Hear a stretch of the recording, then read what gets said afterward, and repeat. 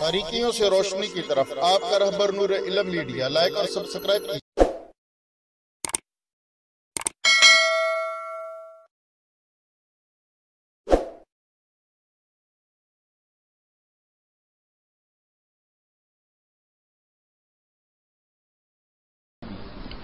اب ظلم کی انتہا دیکھیے،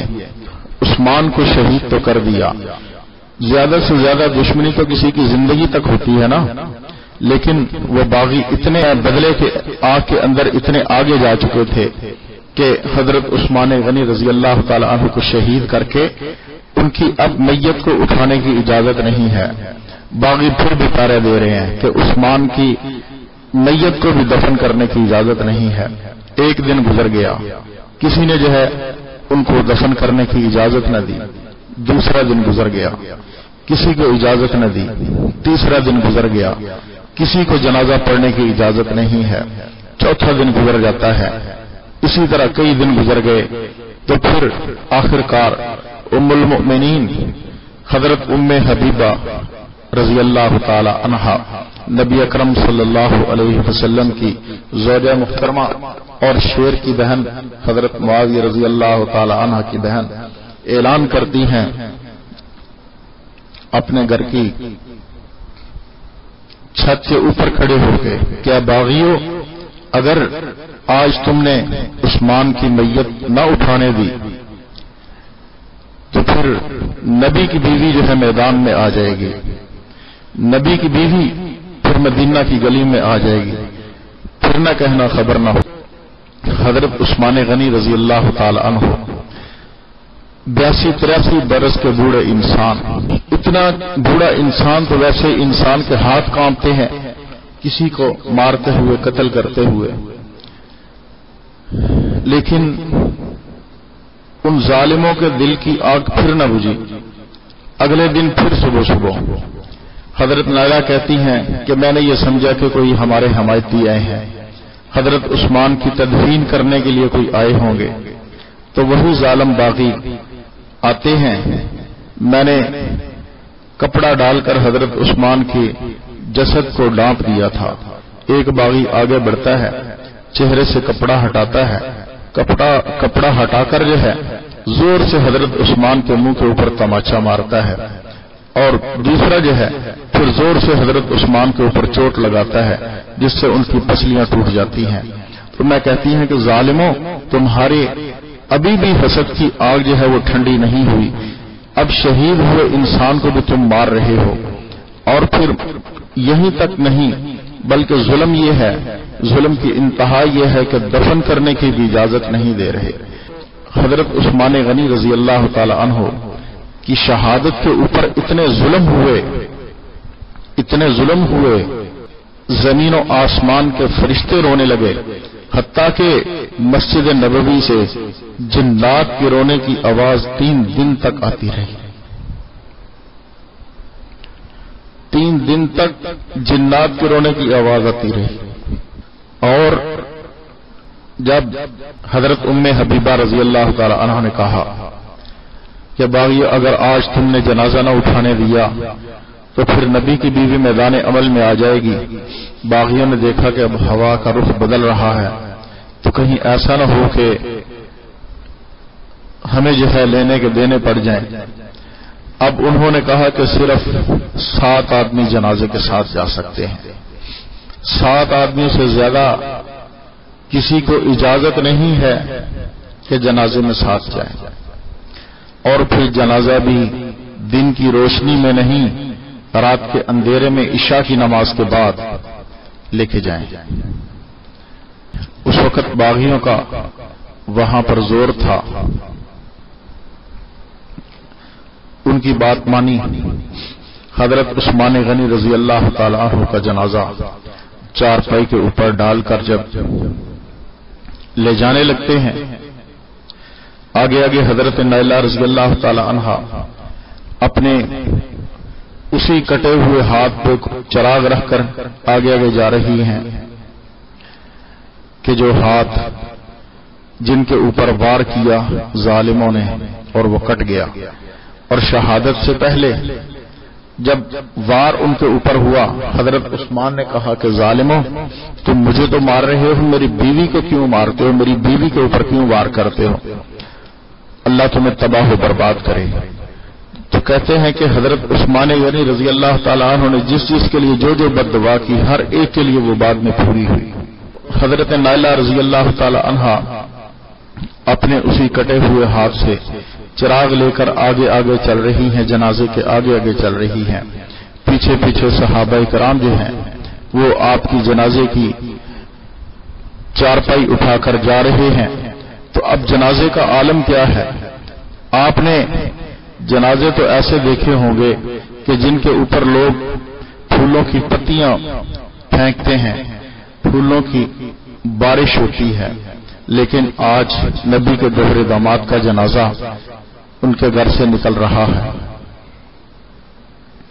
ایسا جنازہ بھی چشم فلک نے نہیں دیکھا ہوگا۔ جنازہ گھر سے نکلتا ہے، باغی پتھر اٹھا کر چھتوں پہ کھڑے ہو جاتے ہیں، گھروں کی چھتوں پہ کھڑے ہو کر جس جس راستے سے عثمان کا جنازہ گزرتا ہے، باغی جنازے کے اوپر پتھر مارتے ہیں۔ جس گلی سے بھی گزرتے ہیں، باغی حضرت عثمان کے جنازے کے اوپر پتھر برساتے ہیں۔ ظلم کی اور غیظ و غضب کی اور ان کے حسد کی آگ کی انتہا دیکھیے کہ جنازے کے اوپر بھی پتھر برس رہے ہیں، ظلم کی انتہا نہ رہی۔ حضرت عثمان غنی رضی اللہ تعالی عنہ کا جنازہ جب روضہ رسول کے قریب سے گزرنے لگتا ہے تو کسی آواز لگانے والے نے آواز لگائی کہ اے روزے میں سونے والے رسول، آج اپنے دوہرے داماد کا جنازہ تو اٹھ کے دیکھ لے کہ کس طرح سے مدینہ کی گلیوں سے یہ جنازہ گزر رہا ہے۔ تو وہاں پر پھر سب کے صبر کے بندھن ٹوٹ گئے، ہر آنکھ اشبار تھی، کسی سے رہا نہ گیا۔ حضرت عثمان غنی رضی اللہ تعالی عنہ اتنے مظلوم انسان ہیں کہ باغی ان کو دفن ہونے کی بھی اجازت نہیں دیتے۔ رات کی تاریکی میں حضرت عثمان غنی رضی اللہ تعالی عنہ کا جنازہ لے کر جاتے ہیں، جنت البقیع میں دفن کرتے ہیں۔ یہ وہ عظیم انسان ہیں کہ جنہوں نے اپنا سب کچھ اللہ کے رسول کے حکم پہ لٹوا دیا، اپنا مال، اپنی جان، اپنا سب کچھ اسلام کے راستے میں لٹا دیا۔ ہمارا عقیدہ اور نظریہ اس بات کی اجازت نہیں دیتا کہ ہم اپنے شہیدوں کو روئیں پیٹیں یا ان کا ماتم کریں، بلکہ اسلام ہمیں صبر کی تلقین کرتا ہے۔ عثمان بھی میرا، حسین بھی میرا، عمر بھی میرا، حسین بھی میرا، سب ہی میرے ہیں، میں کس کی تقسیم کروں؟ جتنا میرا ابو بکر سے تعلق ہے اتنا ہی میرا حسین سے تعلق ہے، جتنا میرا عمر سے تعلق ہے اتنا ہی میرا حسین سے تعلق ہے، جتنا میرا عثمان سے تعلق ہے اتنا ہی میرا حسین سے تعلق ہے۔ ہم تو تفریق کرتے ہی نہیں ہیں، ہم تو کہتے ہیں وَاعْتَصِمُوا بِحَبْلِ اللَّهِ جَمِيعًا وَلَا تَفَرَّقُوا، کہ اس پرچم تلے جمع ہو جاؤ۔ صحابہ کو گالیاں دینا، صحابہ کے اوپر سب و شتم کرنا، صحابہ کے اوپر تان و تشنیع کے نشتر چلانا، یہ کوئی عقیدہ اور نظریہ نہیں، یہ خباثت ہے، اور نہ ہی کوئی عقیدہ اور نظریہ اس قسم کی حرکتوں کی اجازت دیتا ہے۔ یہ ایک مختصر سا پس منظر میں نے آپ حضرات کے سامنے حضرت عثمان غنی رضی اللہ تعالی عنہ کی شہادت کا رکھا۔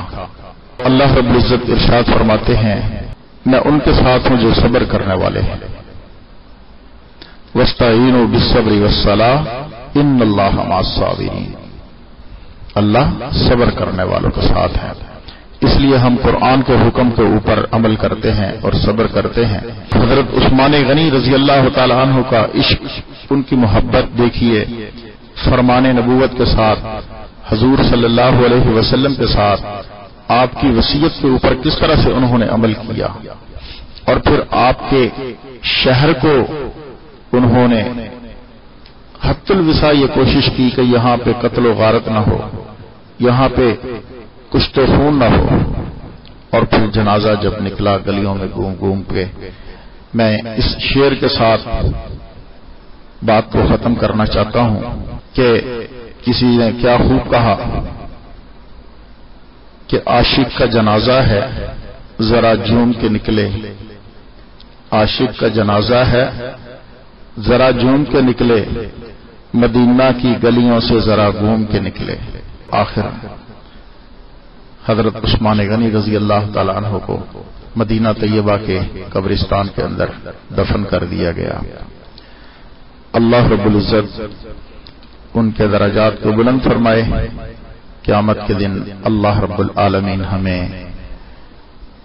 ان مقدس ہستیوں کے ساتھ جمع فرمائے، اللہ رب العزت انہی کے ساتھ ہمارا حشر فرمائے، اللہ رب العزت انہی کی معیت نصیب فرمائے، اللہ تعالیٰ حوض کوثر ہمیں حوض کوثر نصیب کرے، وہیں پر ابو بکر و عمر عثمان و علی کھڑے ہوں گے، اللہ تعالیٰ ان کے دست حق پرست سے بھی ہمیں حوض کوثر پینے کی توفیق عطا فرمائے، اللہ تعالیٰ ساری زندگی ان حضرات کے ساتھ ہمیں اپنا تعلق مضبوط کرنے کی توفیق دے، انہی جیسا ہمیں جو ہے مضبوط ایمان نصیب فرمائے، انہی کی طرح زندگی نصیب فرمائے، اور انہی کی طرح جو ہے موت نصیب فرمائے۔ اللہ رب العالمین ہمیں جو کچھ کہا گیا اس پر عمل کی توفیق بخشے، اللہ تعالیٰ اس کے اندر خلوص نیت پیدا کرے، اللہ تعالیٰ مجھے بھی اور آپ تمام حضرات میرے بہن بھائی جن نے بھی بات سنی، اللہ تعالیٰ سب کو جزائے خیر دے، سب کا سننا سنانا قبول فرمائے، اور اللہ تعالیٰ ہم سب کے لیے ذریعہ نجات بنائے، آخرت کا ذخیرہ بنائے۔ دوران گفتگو جو سبقت لسانی ہو گئی، جو غلطی ہوگی، اللہ تعالیٰ اس کو معاف کرے۔ سبحانک اللہم و بحمدک، نشہد ان لا الہ الا انت، استغفرک و اتوب الیک۔